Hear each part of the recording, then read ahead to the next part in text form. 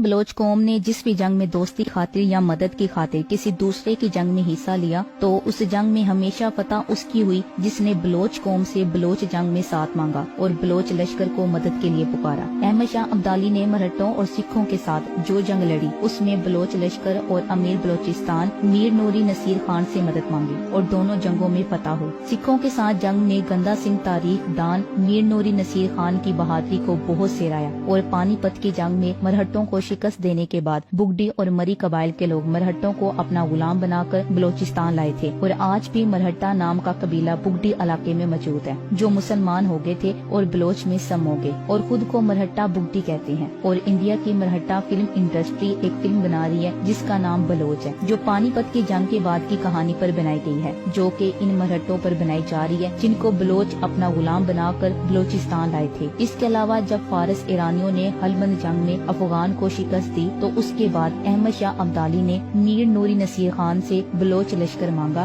मदद मांगी। तब मीर नूरी नसीर खान ने अफगान लश्कर के साथ हलमंद जंग लड़ने से इनकार किया और कहा इस बार बलोच अकेले जंग लड़ेंगे क्योंकि हम हारे हुए लश्कर के साथ मिलकर मैदान जंग में नहीं उतर सकते। और इस जंग में भी बलोचों ने फारस को शिकस्त दी और अहमद शाह अब्दाली को हलमंद वापस करवाया जिसके बदले अहमद शाह अब्दाली ने खान आप कलात को कोयटा गिफ्ट किया। जब शेर शाह सूरी ने मुगल बादशाह हुमायूं का तख्त छीन लिया दिल्ली पर कब्जा कर लिया तो मुगल बादशाह हुमायूं ने तख्त वापस लेने के लिए मीर चाकर खान रिंद से मदद मांगी और जब शेर शाह सूरी को इस बात का इल्म हुआ तो उसने भी मदद का पैगाम पहुंचाया जिस पर मीर चाकर खान ने शुक्रिया अदा किया और साथ माजरत की और मुगल बादशाह हुमायूं का साथ दिया और शेर शाह सूरी को शिकस्त देकर मुगल बादशाह हुमायूं का तख्त वापस करवाया। और इसके बदले में हुमायूं ने चाकर खान को उकाड़ा में जमीन गिफ्ट की। जब मुल्तान के सुल्तान लंका से जनूबी पंजाब के इलाके नहीं संभाले जा रहे थे तो उसने बलोच सरदार मीर सेहराब खान से मदद मांगी और साथ देने और लंगाहों की हुकूमत को शेर शाह और सिखों के हमलों से बचवाने पर वो इलाके दिए जो आज डेरा जात कहलाते हैं जो बलोच सरदारों ने अपने नामों से कायम करके हुकूमत की। जब अमान पर कीनिया के अफ्रीकन नस्ल लोग हमला करने का प्लान बना चुके थे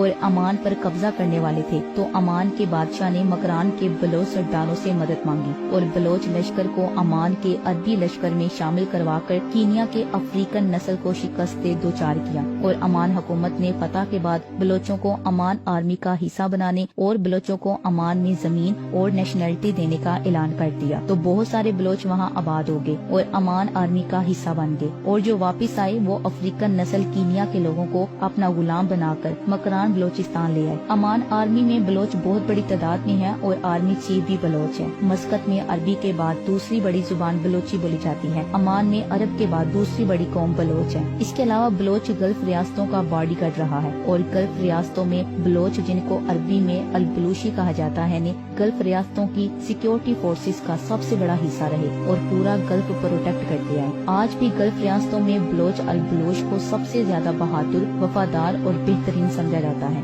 और जंगजू सलाहियतों की वजह से बलोच को बाकी अरब कबाइल से ज्यादा आर्मी पुलिस वगैरह में शामिल किया जाता है। बलोचों ने हर किसी की मदद की हर दौर में करता आया और बलोचिस्तान रियासत भी अपने नाम से बनाया गया और बलोचिस्तान रियासत का कुल रकबा 6 लाख मुरब्बा किलोमीटर पर बलोच का कब्जा रहा और इतना कुछ बलोच ने बगैर बलोच इत्तेहाद के पाया। बलोचों के आने से पहले इस 6 लाख मुरब्बा किलोमीटर पर रहने वाले तमाम हुक्मरान या तो मर गए या बलोच की इताअत कबूल कर गए और इसके अलावा बलोच ने पूरे सिंध पर अपनी हुकूमत भी कायम की। 100 साल सिंध पर तालपुर बलोच कबीला हुक्मरान रहा। कलोड़ा सल्तनत का खात्मा किया और 6 लाख मुरब्बा किलोमीटर बलोचिस्तान पर बलोच ने 400 साल हुकूमत की। फिर बरतानिया आया और बलोच को तकसीम डिवाइड एंड रूल फार्मूले पर अमल करके बलोच को कमजोर किया और बलोच कौम के 6 लाख मुरब्बा किलोमीटर सल्तनत को बड़ी चालाकी से 3 मुल्कों में तकसीम करके चला गया। बलोच ने ये सब बगैर इत्तेहाद के पाया। अगर बलोच इत्तेहाद होता दिंदो लाशार जंग न होती तो बलोच सिर्फ 6 लाख मुरब्बा किलोमीटर पर हुक्मरानी ही न करता बल्कि पूरी दुनिया पर कर सकता था। 18वीं सदी में अहमद शाह अब्दाली के दौर में अफगानिस्तान पश्तून इत्तेहाद पहली दफा कायम हुआ तो अफगानिस्तान से ईरानी फारस बादशाहत का खात्मा हुआ और पश्तून आज तक इत्तेहाद में चला आ रहा है। इसकी वजह से अफगानिस्तान پاکستان پر 200 سے 300 سالوں سے پشتون حکمران آ رہے ہیں، نہ کہ افغانستان کا تاجک، ازبک، ہزارہ یا بلوچ۔ اتحاد ہو تو زمین پر کوئی دوسرا قبضہ نہیں کر سکتا، اتحاد ہو تو کوئی آپ کے حقوق نہیں چھین سکتا۔ آج بلوچ کو، خاص کر ایران اور پاکستان کے بلوچ کو،